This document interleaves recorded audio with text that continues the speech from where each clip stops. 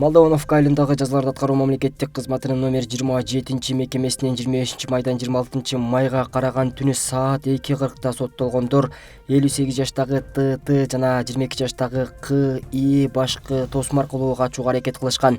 Жазаларды аткаруу мамлекеттик кызматынан кабарлашкандай, түзөтүү мекемелерин коргоо жана камакта жаткан соттолгондорду коштоп жүрүү бөлүмүнүн кызматкерлери кыраакылыгын көрсөтүшүп, качууга аракет кылгандарды чектелген аймактан таап, эскертүү иретинде абага ок чыгарышкан. Андан кийин атууну башташып, анын натыйжасында бири каза болуп, экинчиси кармалды. Кармалгандар өзгөчө оор кылмыштары адам өлтүрүү, жашы жетелекти зордуктоо үчүн жаза өтөп жатышкан. Качкындар 10 жана 21 жылга эркинен ажыратылгандар болгон. Ыкчам тергөө тобу качуу аракети боюнча иликтөөнү баштады. Аталган факт кылмыштардын жана жоруктардын бирдиктүү реестерине катталды. Биздин негизги милдеттерибиздин бири калкты жеткиликтүү баалар боюнча дары-дармектер менен камсыздоо. Бул туурасында Кыргыз Республикасынын Министрлер кабинетинин төрагасы Улукбек Марипов кошумча нарк салыгынан бошотулган дары-дармек каражаттарынын жана медициналык буюмдардын тизимин талкуулоо боюнча кеңешмеде билдирди. Салыктык жеңилдиктердин айынан республикалык бюджет жыл сайын 25 миллиард сомго чейин жоготууда. Дары-дармек каражаттарына белгилүү жеңилдиктер болушу керек. Негизги товарлар Россия Федерациясынан келет. Бирок андагы жана бул жердеги бааларды салыштыра келгенде чоң айырмачылыктар орун алган. Жеткирүүчүлөр жана дарыкана тармагы акча табышат, ал эми карапайым калк кыйналууда. Эгерде КНС төлөөдөн бошотуу баалардын төмөндөшүнө таасир эте албаса, жеңилдиктерди берүү режимин пайдалануунун кажети барбы деп белгиледи Улукбек Марипов. Министрлер кабинетинин башчысы КНСтен бошотулган дары-дармек каражаттарын жана медициналык буюмдардын жаңы тизимин аныктоонун маанилүүлүгүн белгиледи. КНСтен бошотулган дары-дармек каражаттарынын жана медициналык буюмдардын тизими 2013-жылы бекитилген. Бүгүнкү күндө аталган тизимде 161 аталыш көрсөтүлгөн. Тизмеде жашоо үчүн маанилүү дары-дармек каражаттарынын тизмесине кирбеген дармектер бар. Тизмеде жашоо үчүн маанилүү дары-дармектерди гана калтырып, калгандары үчүн КНС киргизүүнү сунуштайм. Кеңешмелерде талкуу жүрүп жатканы менен жаңы тизимди аныктай албай келебиз. Эгерде кийинки кеңешмеге себептери негизделген жаңы тизме даяр болбосо, анда көптөгөн жетекчилер менен коштошууга аргасыз болобуз. Антпесе бул узакка созулуп, дары-дармекти жеткиликтүү баада сатып ала албаган катардагы жарандар жапа чегип калат деп жыйынтыктады сөзүн Улукбек Марипов. Ысык көл облусундагы Балыкчы шаарына электромобиль автозаводу курулат. Балыкчы шаардык мэриясынын басма сөз кызматынан кабарлашкандай, күн мурун 25 майда шаарга Түштүк Кореядан электромобиль автозаводун куруу боюнча инвесторлор келишти. Инвесторлорду мэрдин милдетин аткаруучу Азамат Анабек уулу тосуп алды. Балыкчы шаары 9 жолдун тому болгондуктан соода-экономикалык, темир жол жана автотранспорт байланыштарынын түйүнү экени баса белгилеп, Кореядагы электромобиль куруу компаниясынын финансы бөлүмүнүн аткаруучу директору Ким Джи Цук, аткаруучу директору Ли Кен Дже Пархен Хэ жана башка директору Ан Юн Жун менен баарлашты деп айтылат маалыматта. Мэриядан кабарлашкандай, инвесторлор электромобилдерди 10 жылдык кепилдик менен чыгарышмакчы. Ошондой эле заводду куруу, кийин автомобиль чыгаруу иштерине Балыкчы шаарынын жергиликтүү жашоочулары атайын даярдыктан өтүп иштешмекчи. Завод 3 этап менен иш алып барат. Биринчи этап 65 000, экинчи этап 300 000ден ашуун автомобилдердин чакан жана минивэн сыяктуу түрлөрүн чыгарышат. Электр автомобилдер экологияга терс таасирин тийгизбейт жана электр тармактары жыш жайгашкан жерлерде батареялык энергия алуучу түйүндөр түзүлөт. Алгач автотетиктер чет өлкөлөрдөн алынып, кийин Балыкчыда жасалары айтылды. Кыргызстанга май айынын аягында коронавируска каршы россиялык Спутник V вакцинасынын 80 000 дозасы келет. Бул тууралуу кабар агенттигине Саламаттык сактоо министрлигинин республикалык иммундук профилактика борборунун директору Гүлбара Ишенапысова билдирди. Анын айтымында, келишимге ылайык Кыргызстанга россиялык вакцинанын 500 000 дозасы келмек. Майдын аягында 80 000 дозасы келет. Вакцина менен 40 000 адам эмдөөдөн өтөт. Алар республикалык бюджеттин эсебинен алынууда. Ар бир дозасы $10 түзөт дейт ал. Ишенапысова кошумчалагандай, COVAX программасынын алкагында өлкөгө июнь айларында AstraZeneca вакцинасынын 420 000 дозасы келет. Кыргызстанда 1-июндан баштап автоунааларды алымдын нөлдүк ставкасы менен кайрадан каттоо боюнча улуттук кампания башталат. Бул тууралуу мамлекеттик каттоо кызматынан билдиришти. Маалымат кылайык, акциянын алкагында жаңы автоунааларды сатып алган же автоунааларын кайра каттоодон өткөрүүнү каалаган жарандар жана юридикалык жактар автоунаанын орточо базар баасынан 0,3% өлчөмүндө төлөм төлөшпөйт. Алымдын нөлдүк ставкасы менен транспорттук каражаттарды кайрадан каттоодон өткөрүп, коопсуз шаар долбоорун алкагында айып пулдарды алууда пайда боло турган бир катар талаштуу жагдайлардан жана түшүнбөстүктөрдөн алыс болууну каалаган жарандардын жана юридикалык жактардын укуктары жана мыйзамдуу кызыкчылыктары канааттандырылат. Акция учурунда автоунааны кайрадан каттоонун баасы чыккан жылына жана кыймылдаткычынын көлөмүнө карабастан 1360 сомду түзөт. Аймакты өзгөртпөстөн кайра каттоодо сатуунун жана сатып алуунун каалоосу менен номурдун 3 же 4 орундуу болгонуна карабастан автоунаанын мамлекеттик каттоо белгисин алмаштырбай коюуга болот. Ошондой эле ээсинин каалоосу менен унаа каттоодон чыгарылганда мамлекеттик номурду 1 ай бою унаа мамлекеттик мекемесинде сактап, жаңы алынган автоунаага бекитсе болот. Ошентип жаңы номер сатып албасаңыз, автоунааны кайрадан каттоонун баасы 460 сомго чейин төмөндөйт. Кыргыз Республикасынын өкмөтү бардык унаа ээлеринен улуттук компаниянын артыкчылыктарын пайдаланып, жеңилдиктер менен колдонуп, автоунааларды өз атына каттоону суранат. Унааны кайрадан каттоонун баасын төмөндөтүү убактылуу акция жана ушул жылдын 31 декабрына чейин гана созулат. Баткендеги Айдаркен чек ара отрядынын кызматкерлери 25 майда Өзбекстандын Чоң Кара анклавынан тиешелүү документи жок айыл чарба товарларын мыйзамсыз Кыргызстанга алып өтүүгө аракет кылган жүк ташуучу унааны кармады.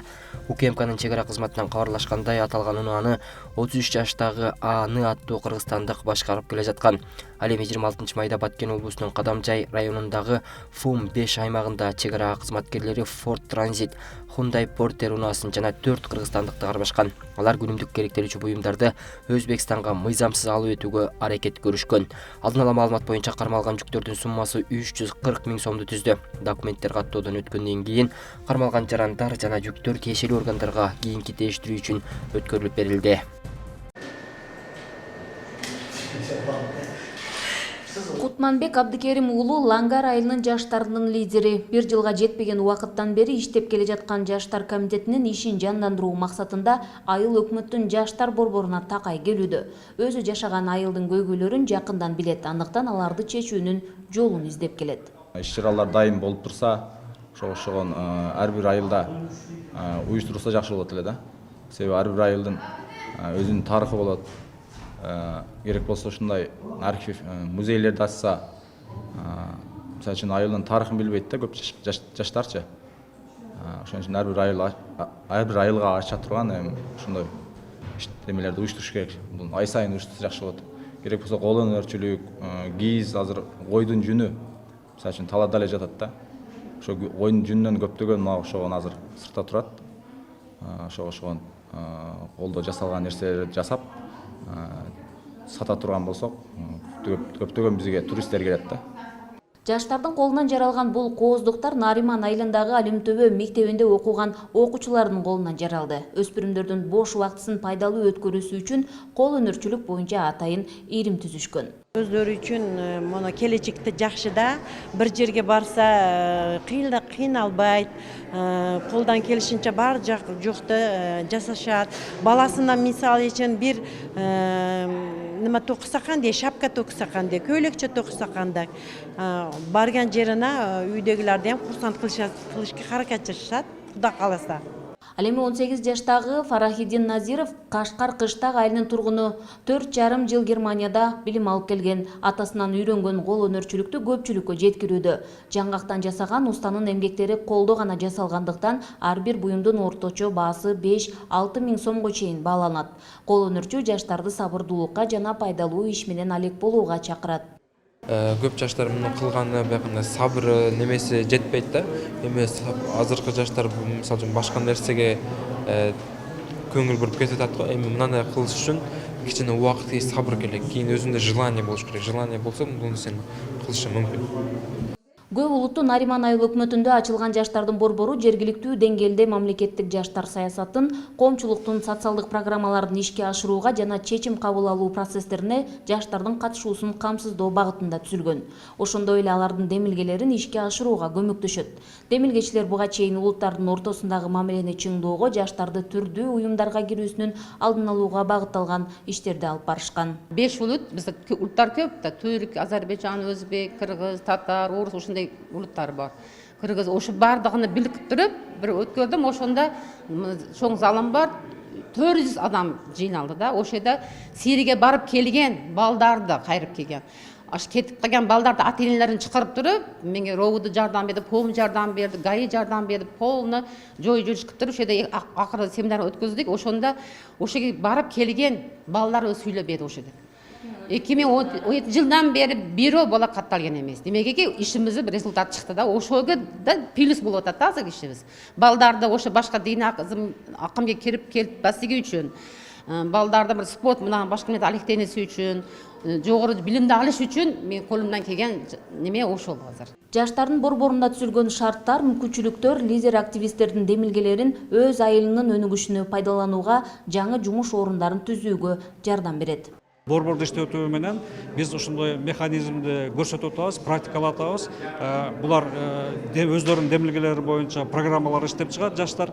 Аны айылдык кеңеште карап, аларды бекитип, акча финансылык каржылоо көрсөтүп берет. Анын ошол негизинде булар ошол айылдын өнүгүшүнө байланышкан социалдык, экономикалык долбоорлорду ишке ашырууга активдүү катыша баштайт да.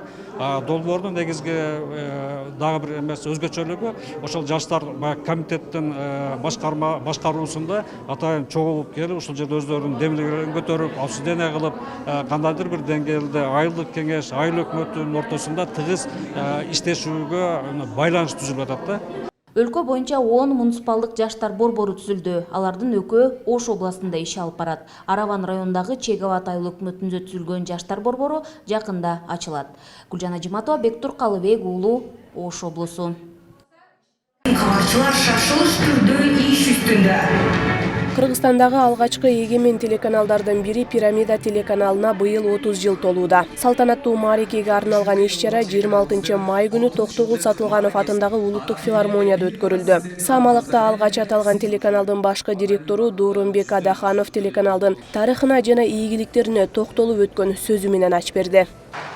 Бүгүнкү күндө телеканал социалдык, экономикалык, укуктук, аналитикалык жана көңүл ачуучу маданий багыттагы 100дөн ашуу теледолбоорлорду, программаларды эфирге чыгарып, 12 жаштан 70 жаш курактагы көрүүчүлөрдүн кеңири аудиториясына ээ.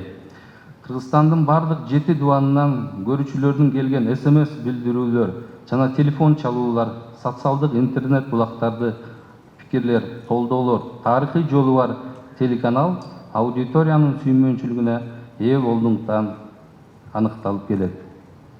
Аталган саамалыкка жалпыга маалымдоо каражаттарынын өкүлдөрү, Кыргыз Республикасынын Маданият, маалымат, спорт жана жаштар саясаты министри Кайрат Иманалиев, Жогорку кеңештин пресс катчысы Индира Куралбекова жана министрлер кабинетинин төрагасынын орун басары Жылдыз Бакашева катышып, куттуктуу сөздөрүн сүйлөп, президенттин куттуктоо катын окуп берди. Телеканалдын учурдагы жетишкендиктери, андагы эмгек жааматтын талбаган чыгармачылык изденүүлөрү, ынтымактуу иш алып баруусу менен тыгыз байланыштуу экенинен кабар берет. Мүмкүнчүлүктөн пайдаланып, баарыңыздарга амандык, ден соолук жана чыгармачылык жаратмандыкты каалайм. Мамлекеттүүлүктү бекемдөөгө, элибиздин кызыкчылыгына багытталган ишмердүүлүгүңүздөргө ийгиликтер коштосун. Арышыңыздар кең, максатыңыздар бийик болсун. Кыргыз Республикасынын президенти Садыр Жапаров. Пирамида телеканалы 1991 жылы 5 майда алгачкы эркин телеканал болуп түзүлгөн. Ошондон тарта ушул убакытка чейин коомчулукка ар тараптуу маалыматтарды жеткизүү менен күжүрмөн иштеп келет. Азыркы учурда аймактарга да өз кабарчыларын даярдап, мыкты адистерди чогултуу менен өнүгүү жолунда иш алып барууда. Бул өзгөчөлүгү каналдын өтө чакан канал. Ушул чакан каналды менин максатым, менин жумушка кирген максатым ушул каналды өнүктүрүп өстүрсөк, дагы жакшы программаларды чыгарсак, азыр дагы түз эфирде 2 программаны чагылдырабыз. Пирамида каналында Таңкы пирамида каналы бар, эфири бар. Анан кийин Акцент деген эфир бар, түз эфирде. Ушуларды биз ушул пирамида каналын көтөрүүгө аракет жасап атабыз да. Бул пирамида каналында мен 3 жылдан ашып калды, иштеп жүрөм. 3 жыл болуп калды. Бул биздин канал түштүк жергесинде сүймөнчүлүккө айланып баратат да, акыркы кездерде бизди аябагандай жакшы көрүп, жактырып көрүп келатышат. Мен сыймыктанып барган жерлеримде мындай жакшы кабыл алышат. Оштогу баары бул пирамиданы аябагандай күтүп көрүшөт да, жактырышат мындайча айтканда. Анан ошол жакта жок, бизде пирамиданы ачпайбы деген сунуштар болуп келген. Анан ошол ачылып азыркы күндө биз ошол бир гана Оштун өзүндө эмес, Жалал Абад, Баткенге чейин барып тартып ошол маалымат менен камсыздап келе жатабыз да. Салтанаттуу иш-чара, куттуктоо сөздөр, майрамдык программа жана мыкты делген адистерге ардак грамоталарды тапшыруу менен коштолду.